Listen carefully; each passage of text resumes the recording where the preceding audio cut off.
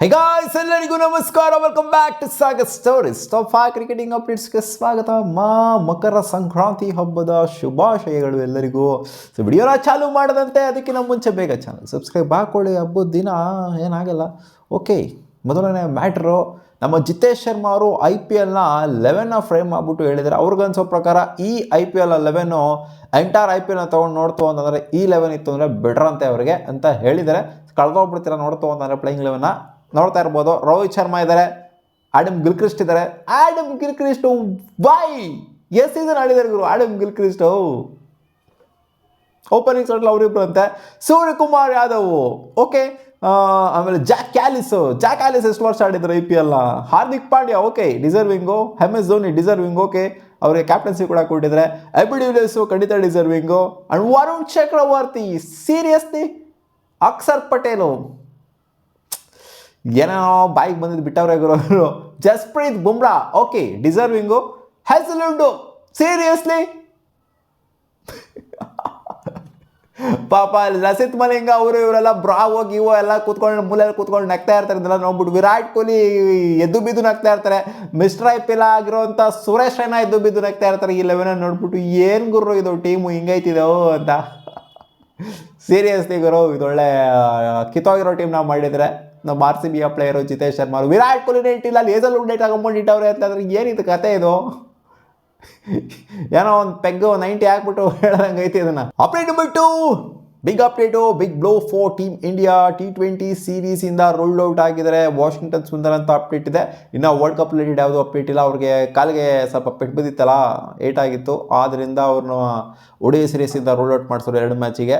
ಜೊತೆಗೆ ಇವಾಗ T20 ಸೀರೀಸನ್ನು ಕೂಡ ರೂಲ್ಡ್ ಔಟ್ ಅಂತ ಏನೋ ರೆಸ್ಟ್ ತಗೊಂಡು ಬರಲಿ ವರ್ಲ್ಡ್ ಕಪ್ಪಿಗೆ ಅನ್ನೋ ಥರ ಇರಬಹುದೇನೋ ಗೊತ್ತಿಲ್ಲ.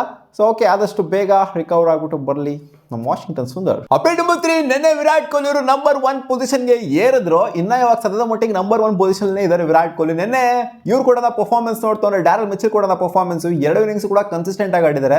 ಇನ್ಫ್ಯಾಕ್ಟ್ ಸೆಕೆಂಡ್ ಪೊಸಿಷನ್ ಇದ್ದಂಥ ಡ್ಯಾರಲ್ ಮಿಚೆಲ್ ಅವ್ರದ್ದು ಪಾಯಿಂಟ್ಸ್ ಬಂದ್ಬಿಟ್ಟು 784, ಕೊಹ್ಲಿದು ಬಂದ್ಬಿಟ್ಟು 785 ರೇಟಿಂಗ್ ಪಾಯಿಂಟ್ಸ್ ಇದ್ದಿದ್ದು. ಸೊ ವಿರಾಟ್ ಕೊಹ್ಲಿ ಕೇವಲ ಒಂದೇ ಒಂದು ದಿನ ಇದ್ರಾ ಅಂತ ಕ್ವಶನ್ ಖಂಡಿತ ಬಂದೇ ಬರುತ್ತೆ. ಹೌದು, ಇನ್ನ ರಿವೈಸ್ ಆಗಿಲ್ಲ, ಆಗುತ್ತೆ. ಅದು 3rd ಮ್ಯಾಚ್ ಆದ ನಂತರ ಆಗುತ್ತಾ, ಅದು ಅದಕ್ಕಿಂತ ಮುಂಚೆನೇ ಆಗುತ್ತಾ, ಅಪ್ಡೇಟ್ ಆಗುತ್ತಾ ಅಂತ ಕಾದು ನೋಡಬೇಕು. ಒಂದು ವೇಳೆ ಅಂದರೂ ಇವಾಗ ಅಪ್ಡೇಟ್ ಆಯಿತು ಅಂದರೆ ಖಂಡಿತ ಡ್ಯಾರಲ್ ಮಿಚೆಲ್ ಅವರು ಮೇಲ್ಗಡೆ ಹೋಗ್ತಾರೆ, ವಿರಾಟ್ ಕೊಹ್ಲಿ ಅವರು ಕೆಳಗಡೆ ಬರ್ತಾರೆ. ಯಾಕಂದರೆ ಅವರು ಬೆಟ್ರಾಗಿ ಪರ್ಫಾರ್ಮ್ ಮಾಡಿದರೆ ಈ ಒಂದು ODI ಮ್ಯಾಚ್ನ ಕನ್ಸಿಡರ್ ತೊಗೊಂತು ಅಂತಂದಾಗ 3rd ಮ್ಯಾಚು ವಿರಾಟ್ ಕೊಹ್ಲಿ ಬೆಟ್ರಾಗಿ ಪರ್ಫಾರ್ಮ್ ಮಾಡಬೇಕಾಗುತ್ತೆ. ಡ್ಯಾರಲ್ ಮಿಚೆಲ್ಗಿನ ಬೆಟ್ರಾಗಿ ಪರ್ಫಾರ್ಮ್ ಮಾಡಬೇಕಾಗುತ್ತೆ. ಅವರು ಆ ಒಂದು ಸ್ಥಾನನ ಉಳಿಸ್ಕೊಬೇಕು ಅಂತ ಅಂದಾಗ. ಯಾಕಂದರೆ ನೆಕ್ಸ್ಟ್ ODI ಬರೋದು ಇನ್ನು ಸಿಕ್ಕಾಪಟ್ಟೆ ದೊಡ್ಡ ಲಾಂಗ್ ಗ್ಯಾಪ್ ಇದೆ. ನ್ಯೂಜಿಲ್ಯಾಂಡ್ದು ಗೊತ್ತಿಲ್ಲ ಏನೋ ಯಾವಾಗಿದೆ ಅಂತ. ಇವ್ರು ಇರಬೇಕು ಅಂತಂದರೆ ಅದನ್ನು ಕಾಪಾಡ್ಕೊಬೇಕು ಅಂತಂದರೆ ನೆಕ್ಸ್ಟ್ ಮ್ಯಾಚ್ ಏನಿದೆ 3rd ಮ್ಯಾಚ್ ಸಖತ್ತಾಗಿ ಪರ್ಫಾರ್ಮ್ ಮಾಡಲೇಬೇಕು. ಅಪ್ಡೇಟ್ ನಂಬರ್ 4, ಸ್ಟೀವ್ ಸ್ಮಿತ್ ಬಗ್ಗೆ ಮಾತಾಡಿದ್ರೆ ಬಾಬರ್ ಆಜಮ್ ಅವರು. Steve Smith is the best test batter of the modern day cricket, modern era, ahead of Kohli, Root and Williamson ಅಂತ ಹೇಳಿದ್ದಾರೆ. ಸ್ಟೀವ್ ಸ್ಮಿತ್ ಒಳ್ಳೆ ಬ್ಯಾಟರ್ನ ಟೆಸ್ಟ್ ಫಾರ್ಮೆಟ್ ಅಂತ ಬಂದಾಗ ಇದನ್ನ ಒಪ್ಕೊಳ್ಳೇಬೇಕು. ಇವರು ಬೇರೆಯವ್ರನ್ನ ಕಂಪೇರ್ ಮಾಡೋದು, ಕೊಹ್ಲಿನ ಕಂಪೇರ್ ಮಾಡೋದು ಗೊತ್ತು. ಕೊಹ್ಲಿಗಿನ್ನ ಸಾಧನೆ ಚೆನ್ನಾಗಿ ಮಾಡಿದ್ದಾರೆ ಅವರು ಟೆಸ್ಟ್ ಫಾರ್ಮೆಟಲ್ಲಿ ಅಂತದ್ದು ಗೊತ್ತು. ಬಟ್ ಇಲ್ಲಿ ರೂಟ್ನ ಕಂಪೇರ್ ಮಾಡೋದಿದ್ದಲ್ಲ, ಇವರು ವಿಲಿಯಮ್ಸನ್ನ ಕಂಪೇರ್ ಮಾಡೋದು. ರೂಟ್ನ ಕಂಪೇರ್ ಮಾಡೋಕ್ಕಾಗಲ್ಲಮ್ಮ ನೀವು. ರೂಟು ಒಂಥರ ಲೆಜೆಂಡ್ರಿ ಪ್ಲೇಯರು. ರೂಟ್ನ ನೀನು ಕಂಪೇರ್ ಮಾಡೋಕ್ಕಾಗೋದೇ ಇಲ್ಲ ಅಲ್ಲಿ. ಸ್ಟೀವ್ ಸ್ಮಿತ್ ಜೊತೆಗಾಗಿರಲಿ, ವಿರಾಟ್ ಕೊಹ್ಲಿ ಜೊತೆಗಾಗಲಿ ಟೆಸ್ಟ್ ಫಾರ್ಮೆಟ್ ಅಂತ ಬಂದಾಗ ರೂಟು ಬೇರೆ ಇದರಲ್ಲೇ ಇದ್ದಾರೆ, ಬೇರೆ ಪ್ಲಾನೆಟಲ್ಲೇ ಆಡ್ತಾ ಇದ್ದಾರೆ ಅವರು ಟೆಸ್ಟ್ ಫಾರ್ಮೆಟ್ ಅಂತ ಬಂದಾಗ. ಇವ್ರು ತೊಗೊಂಬಂದ್ಬಿಟ್ಟು ಎಲ್ಲರಿಗಿಂತ ಬಿಟ್ರು ವಿರಾಟ್ ಕೊಹ್ಲಿಗಿಂತ ಬಿಟ್ರು. ಇವ್ರ ಹೆಸರೆಲ್ಲ ಬರಲೇಬಾರ್ದು ಗುರು. ನೀವು ಫಸ್ಟ್ ಆಫ್ ಆಲ್ ಏನು ಯೋಗ್ಯತೆ ಇದೆ ಇವ್ರ ಬಗ್ಗೆ ಎಲ್ಲ ಮಾತಾಡೋದಕ್ಕೆ? ಏನು ಇವರೇನು ಅದು ಏನೋ ಕರಿತಿದ್ವಲ್ಲಪ್ಪ ನಾವು, ಫ್ಯಾಪ್ 4 ಅಂತ ಕರಿತಾ ಇದ್ವಲ್ಲ, ಫ್ಯಾಪ್ 4 ಅಲ್ಲಿ ಇವ್ರು ಇದ್ರ ಬಾಬರ್ ಆಜಮ್ ಅವರು ಬಂದ್ಬಿಟ್ಟು ಮಾತಾಡೋದಕ್ಕೆ.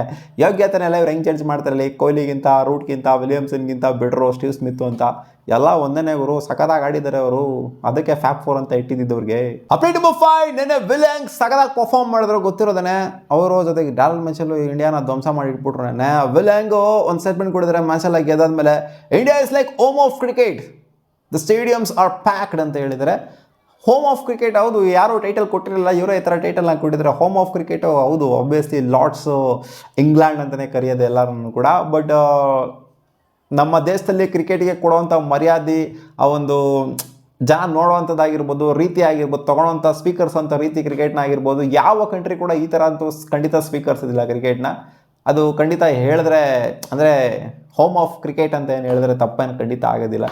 ಹೌದು, ಕಂಡಿಡ್ದಿರೋದು ಅವರೇ ಆಗಿರ್ಬೋದು, ಬಟ್ ಹಾವಳಿ ಆಗ್ತಿರೋದು ಇಂಡಿಯಾದಲ್ಲೇ. ಮತ್ತೆ ಸಿಗುವ ಮುಂದಿನ ವಿಡಿಯೋದಲ್ಲಿ ಗಾಯ್ಸ್.